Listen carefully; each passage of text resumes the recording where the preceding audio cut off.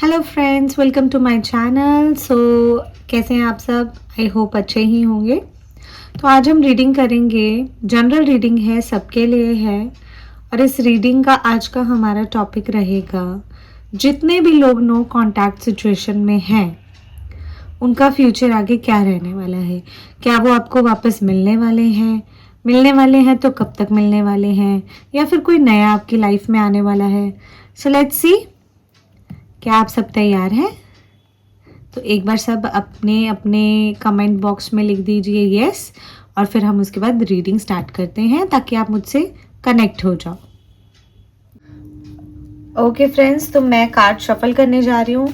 जिस भी भगवान को आप मानते हैं आप उनका नाम लेते रहिए ताकि आप अपनी एनर्जीज में रहें और भगवान आपको सही कार्ड दिखाए। ये बहुत ज़रूरी होता है क्योंकि हमारे एंजल्स हमारी हेल्प करते हैं, नो डाउट, और उनको आपको कॉन्फिडेंस में लाना होता है यस कि आपका पूरा फेथ है उनके ऊपर।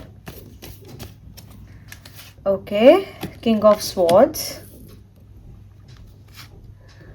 The tower, night of wands, okay, and the next card is seven of swords. Okay, बड़ी कहानी उलझती जा रही है। उसके बाद कार्ड आता है the hanged man. I knew it, ये कार्ड तो आएगा ही आएगा। The hanged man and then the emperor. Okay, so let me explain the cards to you. देखो डियर, जो भी जिससे भी आप प्यार करते हो, प्यार तो आप दोनों में बहुत था, नो डाउट। अगर कोई लड़की है तो वो आपको अपना राजा समझती थी, और अगर कोई लड़का है तो वो आपको अपनी क्वीन समझता था, नो डाउट। प्यार बहुत ज़्यादा था, बट कोई एक जो था ना, आप में से रिश्ते में आगे आगे भाग रहा था।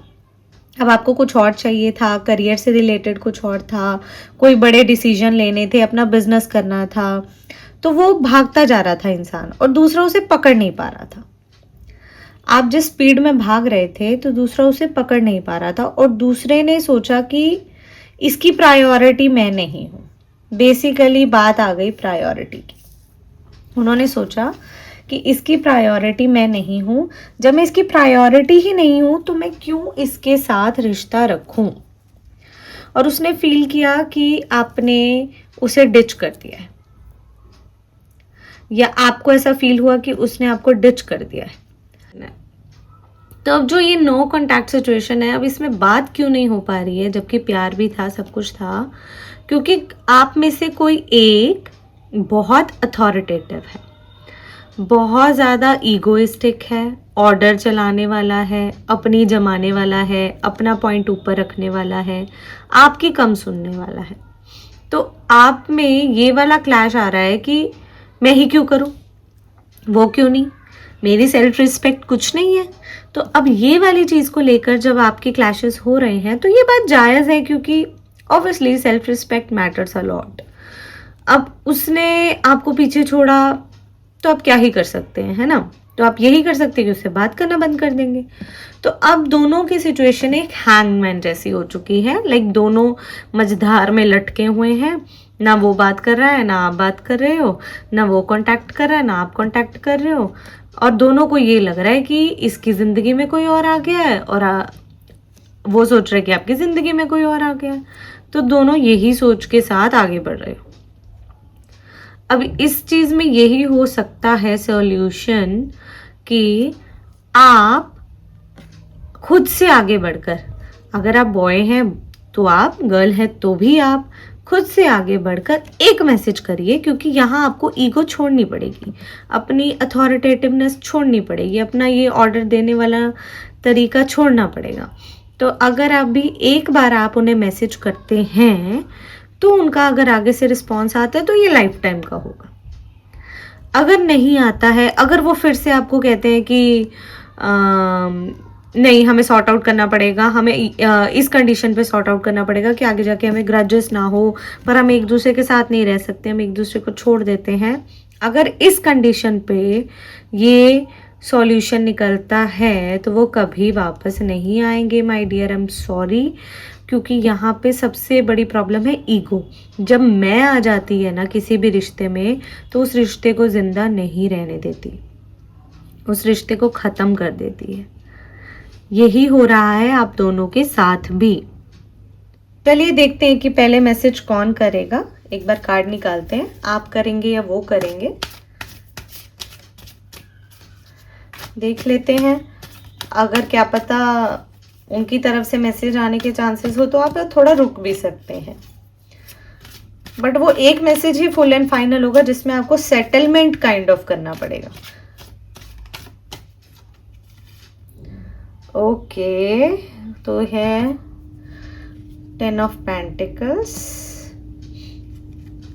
नेक्स्ट कार्ड आता है आपका द फूल। ये कार्ड भी आना चाहता था। ओके, तो 10 ऑफ पेंटिकल्स और द फूल से तो यही लगता है कि अपनी ही धुन में जा रहे हो अभी दोनों, किसी की बात नहीं सुन रहे हो, किसी की भी ऊपर विश्वास नहीं कर रहे हो। इवन आपके फ्रेंड्स, आपके वेल विशर्स भी आपको वो कुछ समझाने की कोशिश कर रहे हैं, पर आप कुछ भी समझने के उसमें नहीं हो। बट आप एक चीज़ नोटिस करो, यहाँ भी एनिमल्स हैं, डॉग्स हैं, यहाँ भी डॉग्स हैं। मतलब डॉग्स आप दोनों के वेल विशर हैं। आप दोनों में से किसी का तो डॉग्स के साथ कोई कनेक्शन है, या तो आपका या उनका डॉग्स के साथ कोई कनेक्शन है। इसीलिए डॉग्स को अगर आप प्यार करते हैं, एक रेमेडी बता रही हूँ मैं आपको, अगर आप डॉग्स को प्यार करते हैं, डॉग्स को खाना खिलाते हैं, चाहे आप उनको प्यार नहीं करते, डरते भी हैं, तो किसी के थ्रू अगर आप उनको खाना खिला दो तो आपके लिए बहुत फ्रूटफुल हो सकता है कि आपकी बात इसी तरीके से शुरू हो, कुछ अच्छा कर्म करने से। क्योंकि है तो रिलेशनशिप कार्मिक है 70 to 80%, बट 20% ये भी कहता है कि अगर दोनों की बात बन गई तो दोनों की शादी भी होगी, प्यार भी रहेगा, ग्रोथ भी साथ में होगी बहुत, अगर ये कार्मिक नहीं होता है तो। अब देख लेते हैं अगर बात होगी तो बात कब तक होने के चांसेस हैं।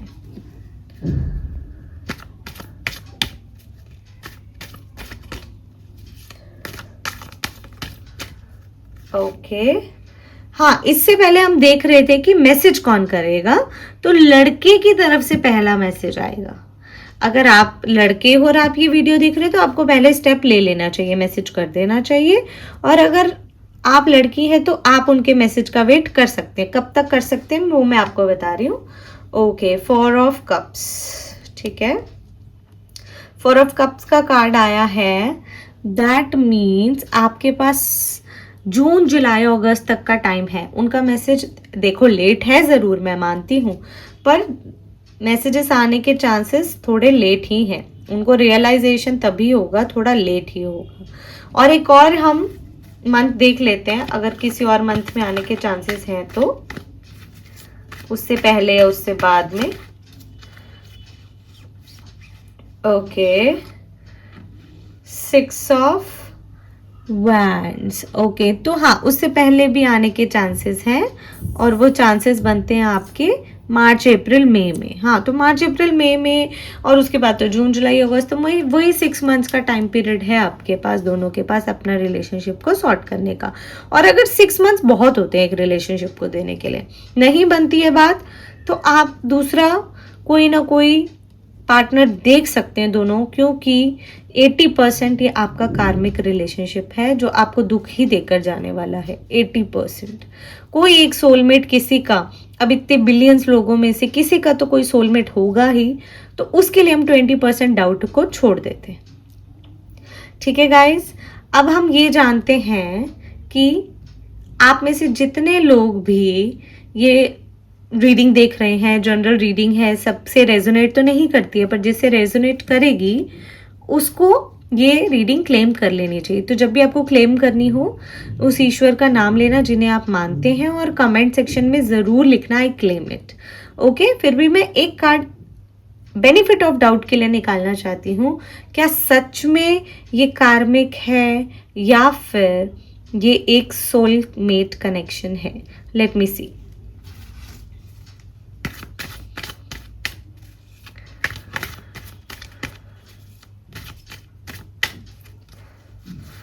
ओके, ओके, देखिए कार्ड भी ऐसा ही कुछ आया 50-50, तो 2 ऑफ पेंटिकल्स का कार्ड आया, तो ये 50-50 सिचुएशन है। कुछ आपके क्या कहते हैं उसे सब आजकल की लैंग्वेज में, फ्रेंड्स विद बेनिफिट्स वाला भी काम चल रहा है थोड़ा सा यहाँ पे, तो वही है। पर जो लोग सच्चे दिल से प्यार करते हैं वो अपने ईश्वर से, अपने आराध्य से ज़रूर एक बार कनेक्ट करके, मेडिटेट करके मैसेज ज़रूर करिएगा। ओके गाइस, चलिए मैं अब आपकी ऑरा हीलिंग कर देती हूँ, ऑरा क्लेंजिंग कर देती हूँ, और आप सब ज़रूर ज़रूर मेरी बात मान के एक बार एक मैसेज ज़रूर अपनी तरफ से करिएगा, अपनी ईगो को साइड रख के। Okay guys, wait for aura cleansing.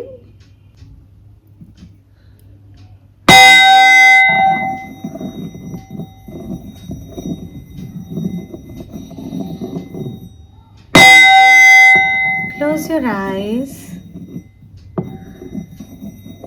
Feel the vibrations.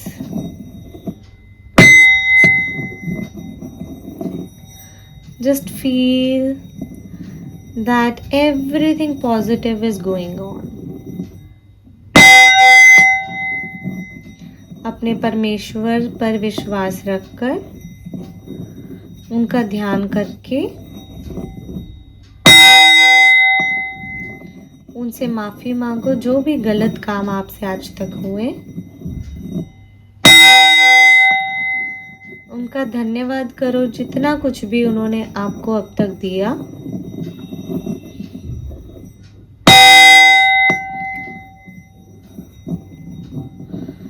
जितने भी आपके कर्मों के निवारण उन्होंने किए, शुक्रिया, शुक्रिया, शुक्रिया, शुक्रिया।